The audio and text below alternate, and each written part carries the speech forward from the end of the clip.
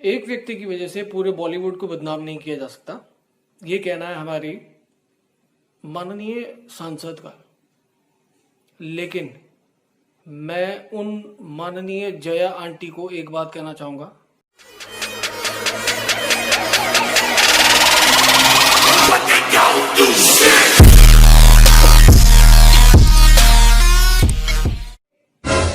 एक सड़ा हुआ फल अगर टोकरी में रख दिया जाए तो बाकी फलों को में भी दुर्गंध या सड़ान पैदा कर देता है। हम उस फल को बचाते नहीं है, उस फल को उठा के फेंक देते। तो पता नहीं क्यों उस फल को बचाने की कोशिश की जा रही है। और जिस टोकरी में एक नहीं अनेकों फल सड़े हुए हों तो उसके बारे में क्या कहा जाए, उसके बारे में क्या किया जाए, इस पर हमें विचार करना ही होगा। बात कर रहे हैं जया बच्चन के बारे में। गुलशन कुमार म्यूजिक किंग कहे जाते थे अपने टाइम में। उस गुलशन कुमार का जब मर्डर कर दिया जाता है तो सो कोल्ड टॉलरेंट, इनटॉलरेंट, सहिष्णु, अहिष्णु, उनको क्या कहा जाए ये आपके ऊपर डिपेंड करता है। लेकिन बहुत सारे लोग चुप हो जाते हैं, मैक्सिमम बॉलीवुड इंडस्ट्री चुप हो जाती है। क्या उनका रिलीजन देखकर लोगों ने अपने मुंह में दही जमा ली थी? ये जया आंटी किसको बोला रे? अच्छा, ये जया आंटी भी उसी कैटेगरी में, उसी श्रेणी में आती हैं जिन्होंने अपने मुंह में दही जमा ली थी गुलशन कुमार की मर्डर पर। जया बच्चन ने अपने ही साथी सांसद को सदन में, भरी सदन में ये कहते हुए संबोधित करा। क्या संबोधित करा वो सबके सामने है। वे कहती हैं कि जिस थाली में खाया उसी में छेद कर दिया। तो मैं बताना चाहूंगा कि किसकी थाली, किसका छेद और किसकी छलनी। जया बच्चन की खामोशी द म्यूजिकल उन्होंने की नहीं है, उसमें अभिनय नहीं किया।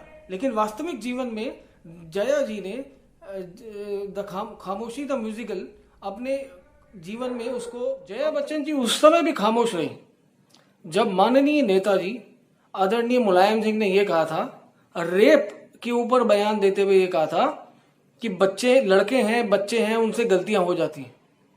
तब भी जया जी ने अपने मुंह में दही जमा ली थी। तब भी उन्होंने खामोशी द म्यूजिकल अपने ऊपर चरितार्थ कर लिया था।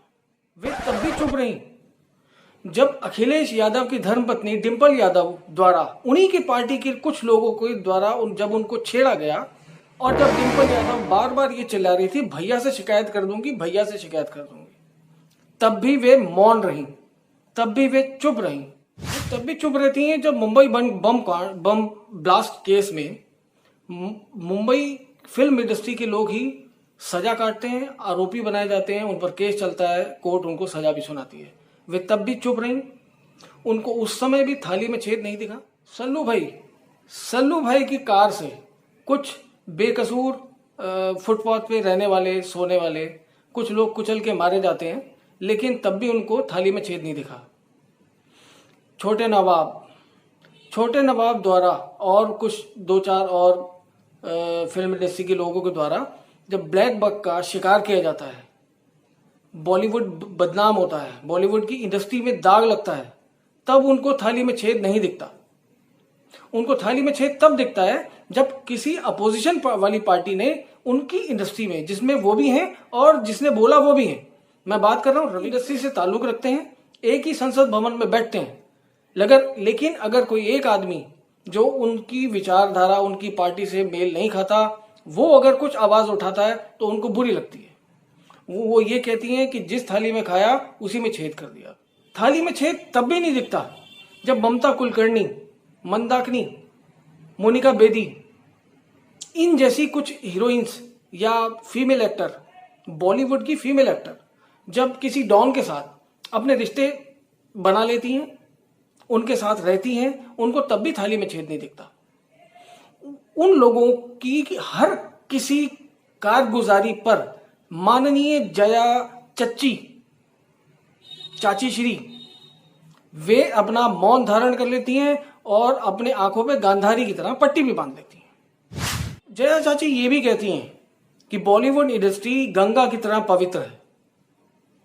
तो उनको एक सलाह, उनके इस वक्तव्य पर एक बात कहना चाहूंगा कि सीबीआई और एनसीबी वाले नमामि गंगे का प्रोजेक्ट अप्लाई कर रहे हैं बॉलीवुड इंडस्ट्री में, तो उनको तकलीफ क्यों हो रही है? ये सही है कि बॉलीवुड इंडस्ट्री कईयों को रोजगार देती है, बहुत से लोगों की थाली उनसे चलती है, वे अपना काम करते हैं, लेकिन वो थाली उन्हें सजी सजाई नहीं मिलती।